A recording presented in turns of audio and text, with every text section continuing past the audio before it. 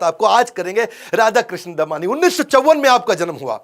आपके पिता शिव किशन जी दमानी, आप एक बिलियनियर बिजनेसमैन बने। वैसे शुरू में आप इन्वेस्टर थे और अभी founder of D mart. D mart ऐसे स्टोर हैं जैसे बिग बाजार होते हैं, उनसे भी बड़े स्टोर्स हैं डी मार्ट। मारवाड़ी परिवार में जन्म लिया, बहुत गरीब परिवार में थे, सेल्फ मेड बिलियनियर। दलाल स्ट्रीट में आपके पिता काम करते थे और बाद में आप इन्वेस्टर बने। शुरू में तो आप भी स्टॉक ब्रोकर थे। अब राधा कृष्ण दमानी जो स्टॉक ब्रोकर थे, ये सीख गए थे, जान गए थे कि स्टॉक ब्रोकर बन के तो बहुत पैसा नहीं कमाऊंगा, अपना पैसा लगाना पड़ेगा, इन्वेस्टर बनूंगा तभी कमाऊंगा आगे चल के। इनफैक्ट राकेश झुनझुनवाला भी इनको अपना गुरु मानते थे। राकेश झुनझुनवाला के बारे में आप सब जानते ही हैं। Would you count among your mentors in the market? Mentor is only one, Mr. Radhakrishnan, because primarily लोगों को पता नहीं है ना डीमार्ट के बारे में ना राधा कृष्ण दमानी के बारे में। इतने बड़े कैसे बन गए अचानक, इतने चुपचाप? पहले मोटा मोटा समझ लेते हैं, फिर आपको 8 स्ट्रैटेजी दूंगा। मोटा मोटा ये है कि माल बहुत सस्ता बेचते हैं। इतना सस्ता बेच दो कि बहुत ज्यादा कस्टमर आ जाए। इतना सस्ता कि सस्ते के चक्कर में बहुत कस्टमर आ गया। जब बहुत कस्टमर आ गए तो बहुत माल बिक गया। जब बहुत माल फटाफट बिक गया तो बहुत कैश आ गया वापस। जब बहुत कैश आया तो फिर बल्क में खरीदो, क्योंकि बल्क में लोगे ना तो सामने वाला आपको सस्ता देगा। 1 किलो माल का रेट अलग होता है और 1000 किलो माल का रेट अलग होता है। माल सस्ता मिला।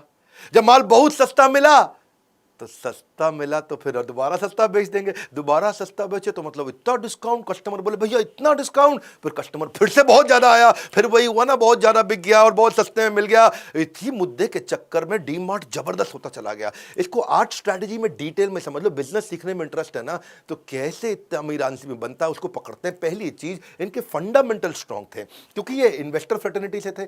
किस कंपनी में पैसा लगाऊं, कौन सी कंपनी बढ़िया होती है, ये समझ चुके थे, इसीलिए इनको फायदा हुआ। स्टॉक मार्केट का जो इन्वेस्टर होता है ना, उसको एडवांटेज ये है कि जब वो बिजनेस में घुसता है तो उसकी समझ अच्छी होती है। या जो बिजनेस बहुत कर रहा हो वो स्टॉक मार्केट में घुसे, उसकी भी समझ अच्छी होती है। राधा कृष्ण दमानी इन्वेस्टर होने के कारण ये जानते थे कि इन्वेस्टर्स में पॉजिटिव और हेल्दी सेंटिमेंट में कैसे बिल्ड करूंगा, उनको रिटर्न ऑन इक्विटी अच्छी कैसे दूंगा और स्ट्रैटेजिक बिजनेस मॉडल कैसे बनाऊंगा। इसीलिए डीमार्ट जो उन्होंने खोला, ये बड़ा स्ट्रैटेजिक डिसीजन था। शुरू में इन्होंने 2001 से पहले, जब डीमार्ट खोला उससे पहले 1999 में अपना बाजार की फ्रेंचाइजी ली थी और उनको उनका बिजनेस मॉडल समझ में नहीं आया तो उन्होंने कहा मार परे, छोड़ो इसको, कोई जरूरत नहीं है इसकी, बेकार, बिजनेस मॉडल ही ठीक नहीं है। इनको बिजनेस मॉडल की समझ थी।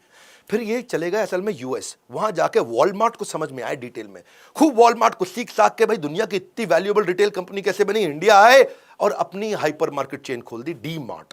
ये 2002 में इन्होंने खोली। 2002 से 2010 तक केवल 25 स्टोर और आज 200 स्टोर। ये अचानक कैसे हुआ, बाद में इतना तेज ग्रोथ कैसे लिया। 2017 में ये आईपीओ भी लेकर के आया, 1870 करोड़ का आईपीओ। इतना बड़ा हिट हुआ कि 114% का प्रीमियम मिल गया और आज की डेट में तो 2 लाख करोड़ का इनका मार्केट कैप हो चुका है। फंडामेंटल जो सीखे ना, वहीं से सारी बातें। पहली बात है धंधे का क्या है, ये वही स्टॉक में इन्वेस्ट करते थे कि मैं अगर 1% भी स्टॉक खरीद रहा हूं तो ऐसे खरीद रहा हूं जैसे पूरी कंपनी खरीद रहा हूं। तो उतनी जिम्मेदारी के साथ स्टॉक खरीदते हैं। कन्विंस होगा तो बल्क में खरीदेंगे और जब स्टॉक अपनी हाइट पे पहुंच गया फटाफट बेच देंगे। इसी चक्कर में ये जब हिस्ट्री कंपनी की पढ़ते थे, कंपनी का डेटा पढ़ते थे, ऐसा नहीं है भाई इसका नाम अच्छा लग रहा है ये खरीद लो, इस पे अमिताभ बच्चन ने डांस किया ठंडा ठंडा कूल कूल तो ये खरीद लो। नहीं नहीं नहीं, डेटा पढ़ करके उसी वही सब डेटा को उन्होंने अपनी कंपनी में डाला। भाई पीई रेशियो अच्छा होना चाहिए, पूरी एंटरप्राइज वैल्यू की इबिट्टा के साथ कंपैरिजन, या नेट मार्जिन, या रिटर्न ऑन कैपिटल एम्प्लॉयड, या ईयर ऑन ईयर ग्रोथ कैसी हो रही है, क्वार्टरली फाइनेंशियल रेशियो कैसे, ये सब चीज़ें सीख जाता है। जब आदमी फंडामेंटल सीखता है तो कंपनी की वैल्यू को करेक्टली समझ पाता है। और इसीलिए ये क्वालिटी स्टॉक को सस्ते में खरीदते थे। एक टाइम पर तो एचडीएफसी के भी ये सबसे बड़े शेयर होल्डर बन गए थे। हर्षद मेहता की तो आजकल आपने बहुत सीरीज देखी होगी।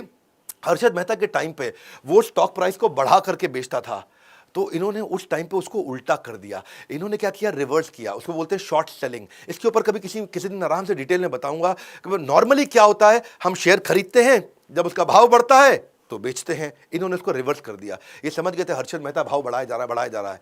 तो जब भाव बढ़ गया तो बेच दिया। उस समय पहले बेच दिया, सस्ता होने पे खरीद लिया। इसको बोलते हैं उल्टा। ये आदमी छुपा हुआ है, कंपनी भी छुपी थी। इसके बारे में जानने में मजा बहुत आएगा।